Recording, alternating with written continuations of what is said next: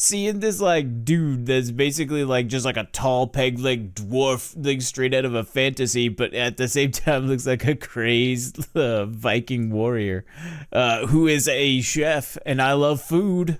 Personal connections.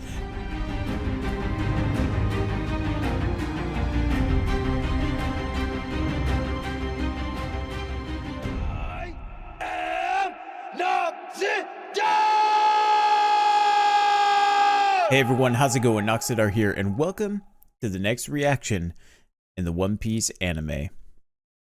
You could probably see that I still am, my eyes are still a little puffy from our last episode. For you, it's been about 3 or 4 days, and for me, it's been about 3 or 4 minutes. I'm good.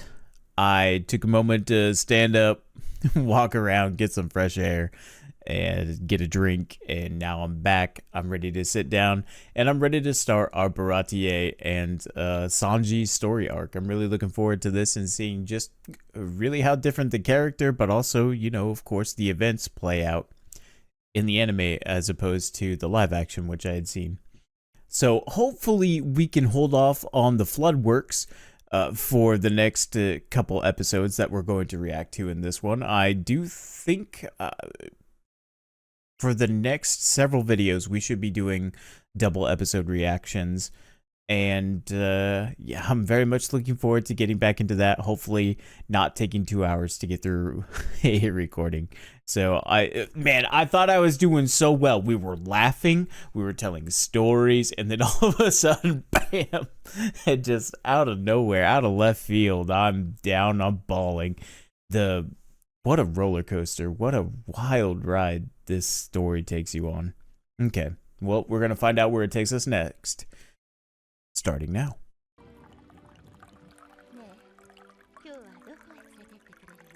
Ooh. Oh, are we gonna get more with this character? Yeah, it's such a small part in the live action. I love that romantic music.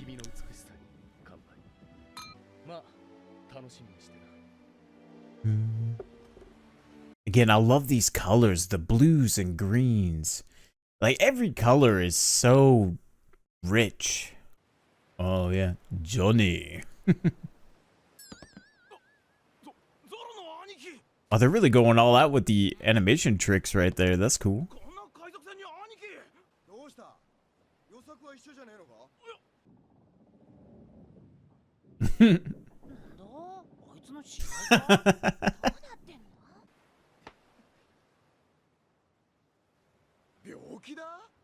Oh wow, I think that's really cool that they establish the size of the Going Merry, because isn't this ship that they're on roughly the same size of the one that they were on before?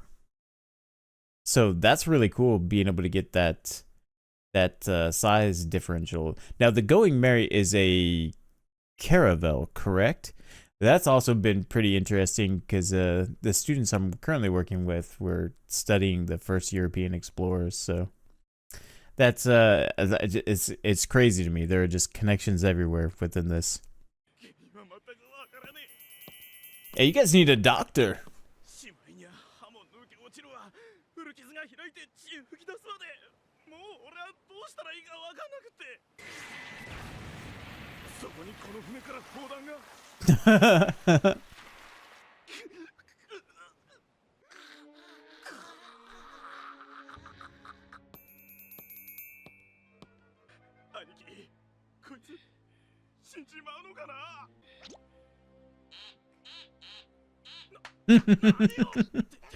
I love these sound effects.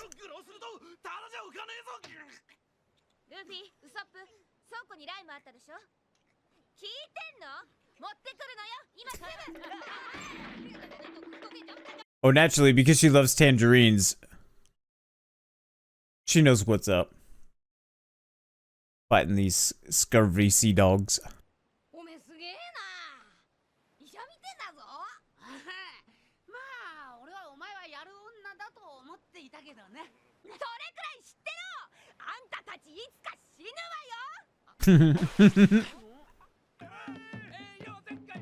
These guys are so goofy.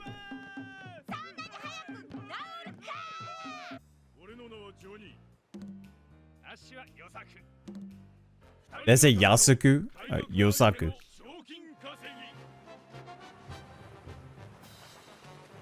There it is. Look at it.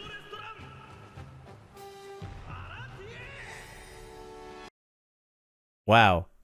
That's such a cool looking ship. But I actually like the little touch they added in the live action with the lighthouse on top. So kind of seeing the silhouette of the Baratie here without it, it almost seems incomplete here, even though this was the complete image. Interesting. I love it when a production is so lovingly made with reference to the source material. And so they're so into the source material that they find areas to I don't want to say improve upon, but to deviate and do their own thing, but in a way that feels completely natural. And so I don't know why, but to me, like just having the lighthouse, I think the lighthouse in and of itself is just such a kind of romantic nautical kind of thing, especially like the idea of you want people to come to the Baratie, and that's sort of, you know, the purpose of the lighthouse is to show where safety and refuge and safe harbor is. So that's kind of interesting. I think that's like a really cool nod. This is kind of wild. Like I said, you know, this is one of those things where going from the live action to the anime to eventually to the manga is going to be such a rewarding experience. I'm going to be so curious when I actually do finally sit down with the One Piece manga and just feel like I'm getting even more detail. And so, like, for me, it seems really cool because it almost seems like going from the live action as like the 30,000 foot view, and then the anime is kind of like, you know, on the ground level or just like a low flying pass, and then the manga is like right there in the trenches and getting all the detail and story. And so I feel like I'm just kind of twisting and focusing the microscope so that I can get those finer details, and it's a lot of fun going through this experience like that. Oh, the Marines.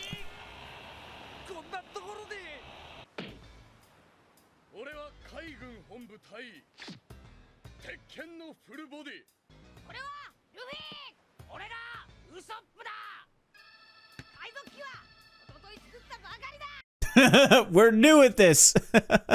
You can't tell me with those eyebrows and that like half-cocked smile that is not Colin Farrell. That, wow, holy cow. This that looks like the spitting image of Colin Farrell.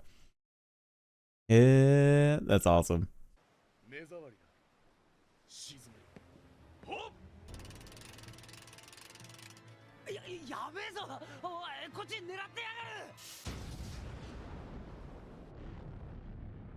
Oh, what? What kind of round was that?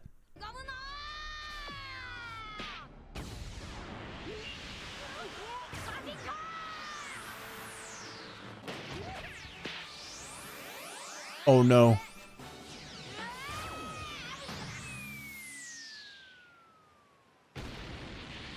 Oh, Luffy, no. It was quick thinking, but nah, I don't think it's gonna work out. No. What's this, Zeff?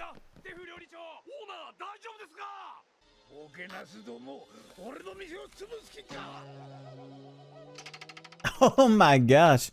Wait, whoa. This is so hard for me to say in truth, because technically I loved pretty much every single character within the One Piece live action, but I thought Zeff was so freaking cool. Like, from his backstory to his appearance, you know, like everybody fawns over Mihawk, and don't get me wrong, like Mihawk is super cool, but like, you know, that Viking, it's seeing this like dude that's basically like just like a tall peg leg dwarf like straight out of a fantasy, but at the same time looks like a crazed Viking warrior who is a chef, and I love food. Personal connections, his voice too, and it's interesting that there is a similar vocal pattern here with that kind of like just gruff, I'm over it kind of, yeah, timbre to their voice. That's so cool. Oh man, I'm gonna enjoy getting to know more of this Zeff, because again the casting was so good. I feel like I'm looking at a familiar face, but it's like like the multiverse. It's like a whole different reality. And so let's see what happens with this Zeff, who already is taken far more knocks than he did in the live action.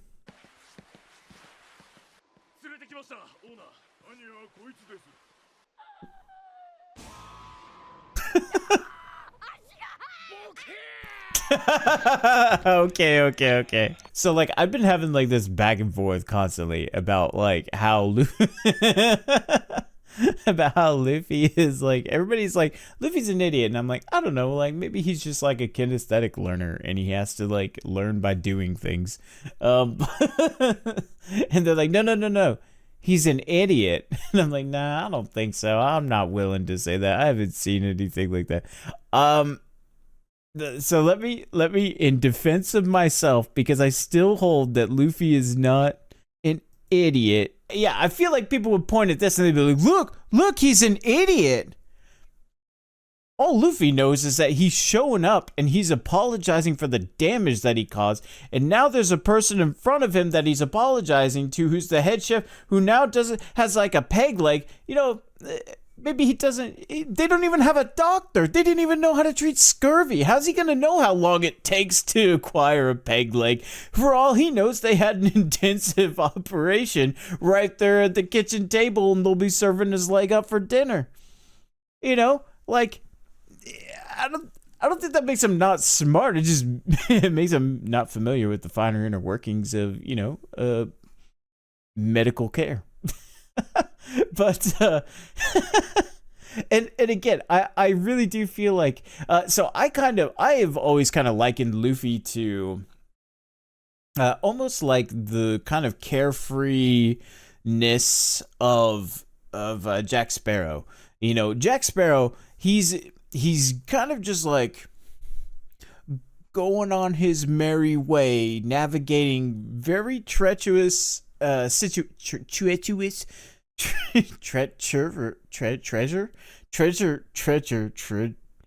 broke myself. Treacherous situations with that same carefreeness, and it would leave one to believe that either this is an absolute moron who is just surrounded by extreme luck, or this is a genius who is not very good at convincing others of said genius. And I almost wonder if Luffy tends to stray more towards that latter. Like, he's so dumb you couldn't actually perceive his genius. And I'm willing to bet that all of these things that are played for laughs are how characters open up to Luffy, and he knows that.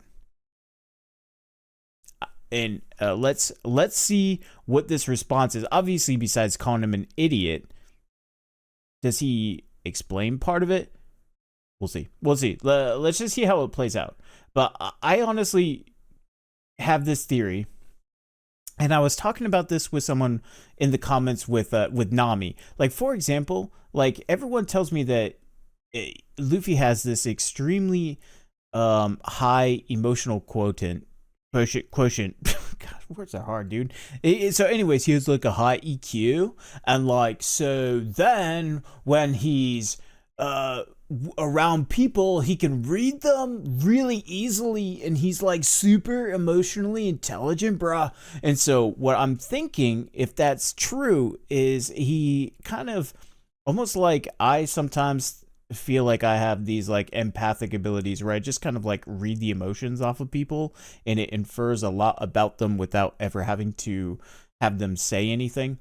Um, I almost feel like Oda uses that like a superpower in that he plays he plays that understanding that Luffy has, and Luffy usually plays it out in like a gag or he's making fun of somebody, but it always draws a response back to him that is indicative of the character themselves. And so going back to what I was saying about Nami, we know that Nami basically had her childhood stolen from her, and she places all this importance on amassing as much as she can. You know, eventually we learn the reason for this, but that's kind of like the character that she puts out there is like, I'm in this for me and I'm taking everything I can because that's important to me. I love money and tangerines. And if Luffy is as good at reading people as what people say, I truly do believe that, and you can go back and you can watch this, and I'm going to point it out going forward. In those instances, Luffy is really goofy, and that goofiness always comes with Nami's response, which is like some over-the-top emotional reaction to whatever Luffy's done. You know, and it does have like that big sister energy, yes. And Luffy does play like a lovable idiot, yes. But I have always viewed it through the perspective of Luffy recognizes that the need for Nami to amass treasure and stuff is because something is missing in her life, and she behaves in the way that she does because of a lack of control of whatever she has lost. And so she feels like maybe she doesn't have that control in her life anymore. And so Luffy, if he really is as emotionally intelligent as we think he is, would know this, and I believe he acts in that idiotic fashion so that when she has that emotional response, he actually gives her an opportunity to take control over the situation, and thusly having control over this moment in her life and getting some of that control back to her. Where without that, she's still standing still. She is in whatever predicament she is in, totally unchanged. And that's not how Luffy operates. I said this in the early episodes. Luffy will not let you stand still. And I see it as a sign of genius in his idiocy. And you will come to learn this about me. And the reason I feel that is because, again, there is another personal connection tied to my last name, which, if you look up in the dictionary, means professional fool, an idiot. And they say that it takes one to know one. And I don't see an idiot. Let's find out what that response is. That was a really long explanation.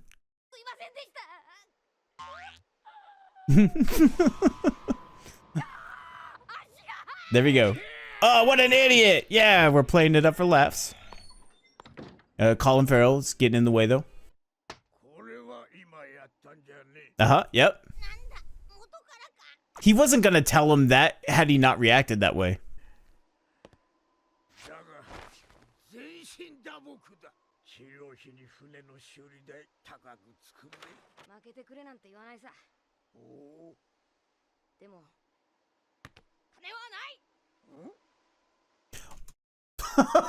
No way. No. You're like, dude, you can't have a story for that. True story.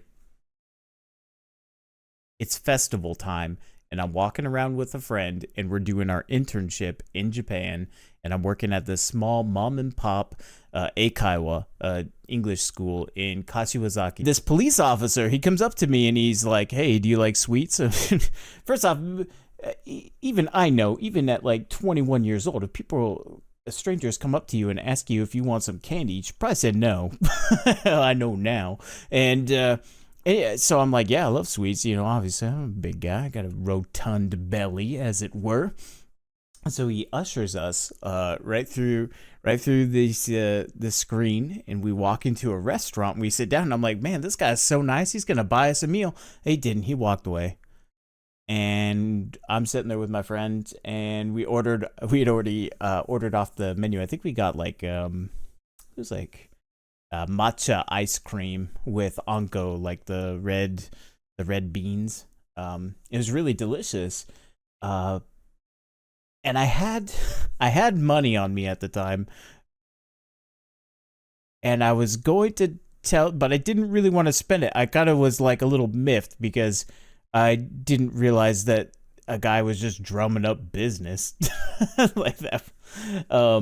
So when I went up to the register, I'm like, okay, I got this. I'm gonna tell her I don't have money.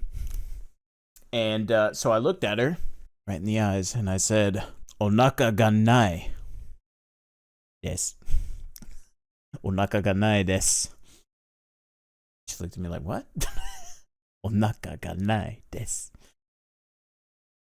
Onaka ga nai. And eventually, like, she just kept like scrunching her brow, like, I have no idea what you're talking about. She looked at me like I was a liar. And anyways, so finally I just pull out my wallet and I pay for both of our ice creams. And I tried to tell the people that I was having the internship with, and I'm like, well, I was like very clear, I don't have money. And I said, he's like, what did you say? And I said, onaka ga nai, onaka ga nai. And he laughs and he goes, no, you told her you didn't have a stomach. Yeah, that would have been a lie.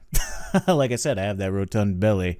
I have that big body frame too. She took one look at me, she's like, yeah, okay, what a liar. Anyways, so all of that from just reading I don't have money. This is just who I am. This is what I do. You'll get used to it. You should know by now if you've made it this far into the reaction series.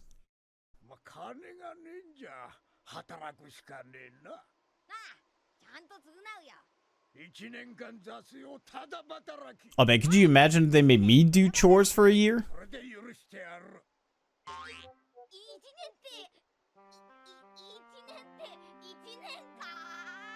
Yeah, that's a long time. Oh, there he is. The man of the hour.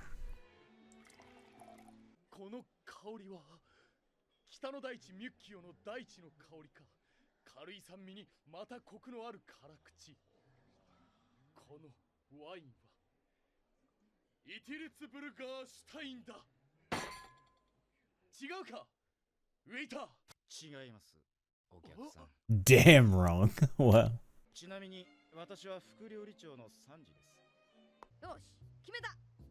1週間で許してもらうことにこの俺が決めた。おお、そんなに時間が欲しいなら手っ取り早いけじめのつけ方を教えてやる。Oh! 足一本置いていいな。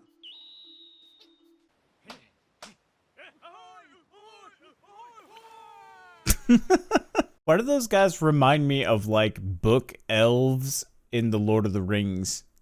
They're like tra-la-la-la-la kind of Rivendell elves. You guys getting that same vibe? I don't know. Maybe it's just me.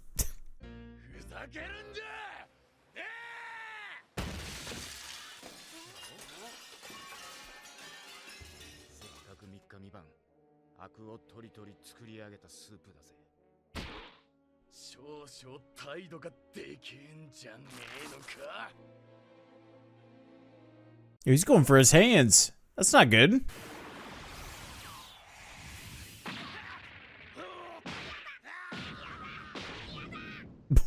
Combo breaker.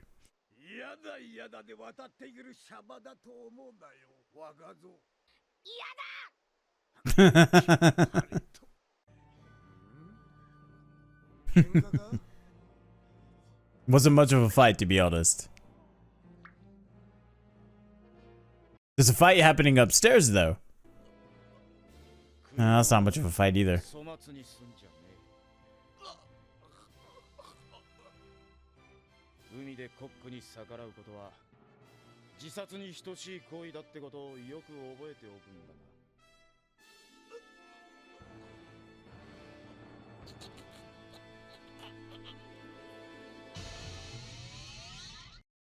Man, Sanji and my mom have a personal connection because that's how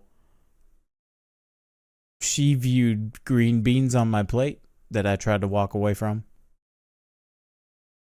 She might as well have equated not eating them to committing suicide.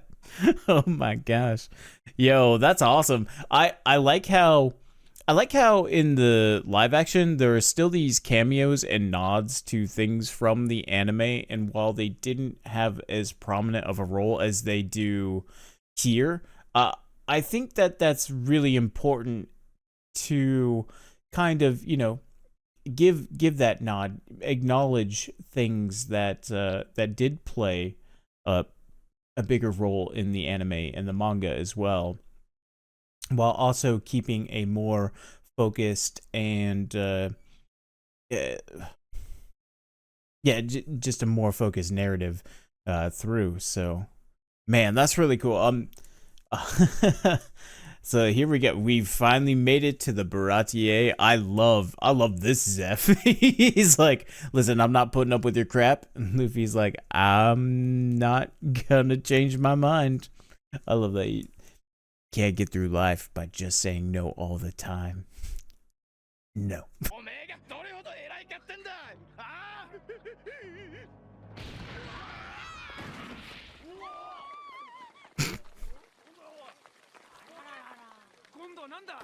Or just making it worse now.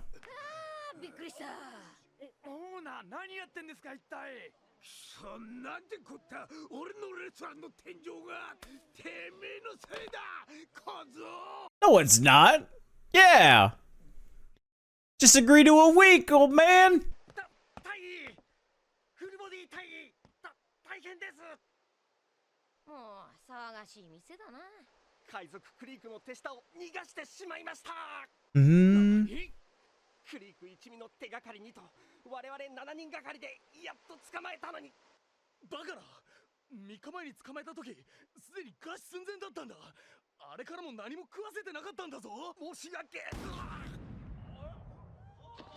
Oh, what the heck?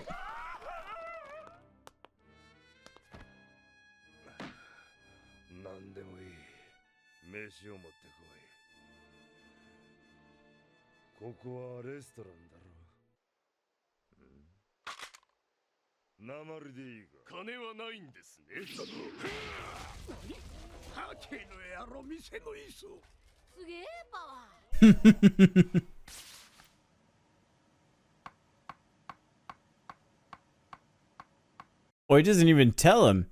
He just goes right to it. Oh. I guess he is a little busy right now. Wait, did that guy get shot? He's just crawling away.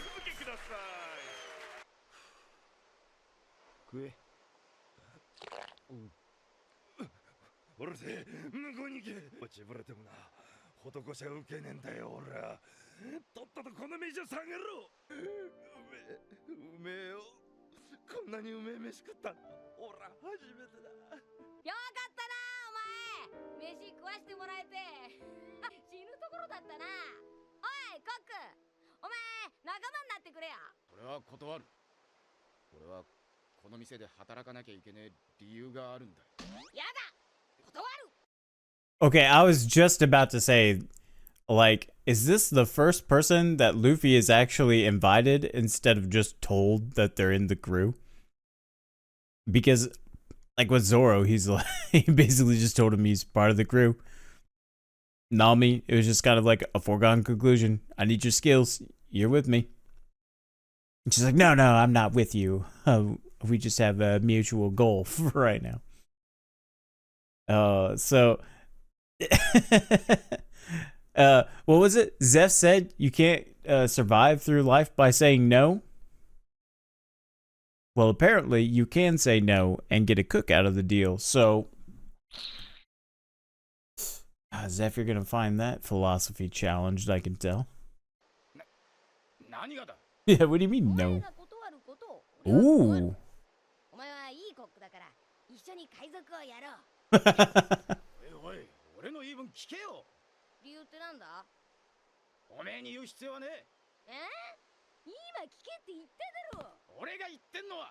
俺の意見を聞き入れろってことだ。グランドラインなんて世界の海のほんの一部に過ぎねえんだし、海賊やりたきゃ海はいくらでも広がってる。そうか。なんかグランドラインについて知ってんのか？いや、何も知らねえ。何もわからねえ。I like how he basically says, you know, there's a whole world out there for you to explore. You're still young, and you know, take your time. And in a way, I almost feel like that's Oda maybe talking to himself, creating the story. You know, really take your time, really explore. Don't feel like you have to rush. And it's really funny because I also see that reciprocated in a lot of the comments from people that are, especially that are coming to the reactions before I started reacting to the anime, like the other content creators' reactions that I did. They all pretty much say the same thing. Take your time. Don't feel like you have to rush. So interesting. And I think that, you know, writers tend to do that a lot. Like, was it? I think it was last episode, before all the waterworks. That or not episode, but last video rather. That I took a moment to talk to myself and kind of navigate some things that I was thinking and dealing with, and I think that's often a thing that storytellers do. Is these kind of moments where they self-insert and you know, they write what's on their mind, what's on their heart. And so I almost wonder if that's not what's happening here with Gin. That this is the author talking to their character, who is in essence their talking to their creation. That's very interesting. だからこそ怖いんだ。あのクリークの手下ともあろうもんが、随分弱気だな。クリークって？ I love how it so perfectly captures the sound of a cook's gallery. The Dawn. Wow. Well, I thought he was Don Krieg because his, like, it was just, you know, a shortened form of Donald. This changes everything.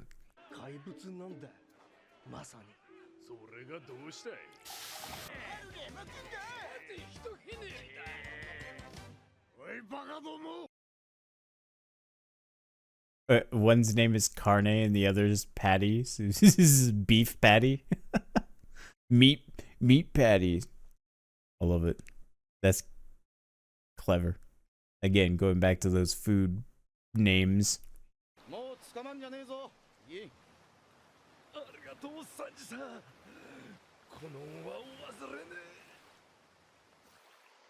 Oh, that's so cool.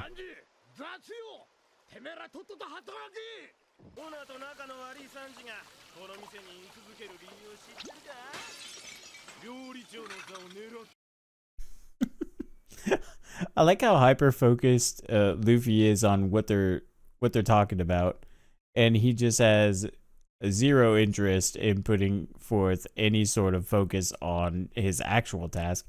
Definitely back during the Syrup Village arc, one of the things I had said is, you know, I really feel like when Luffy's eyes are open, all the way like this, he's taking in everything. Obviously not everything, but everything that he's in his field of view anyways. And I always feel like when his eyes narrow, he's not focusing on like the atmosphere. He's focusing on an individual, and then when those eyes are shaded, he is dead set. Like it is serious go time. So this is kind of fun seeing this as well, especially because he's listening to them talk about Sanji's dreams, which Sanji was, well, or at least what they interpret to be Sanji's dreams, where Sanji was keeping that from him, but Luffy's taking it in. He's listening to it.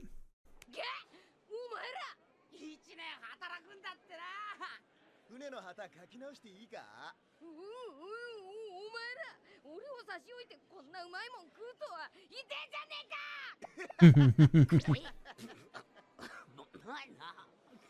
Wait, whoa. Did I just see what I thought I saw?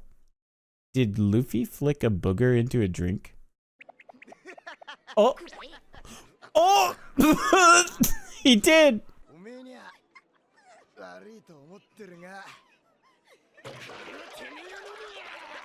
Well played, Zoro.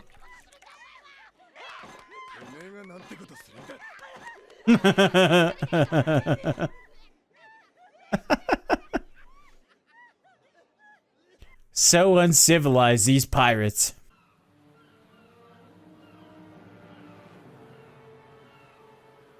What's going on here? Oh, are we gonna see not Donald Krieg?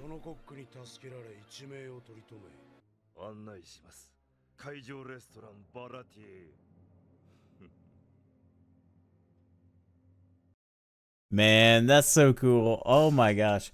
I think I'm going to go ahead and call this round of recordings good for tonight. I didn't expect the first one to be quite so emotionally charged, although I do think it was good for a cathartic release. And otherwise, I really did have fun watching these episodes.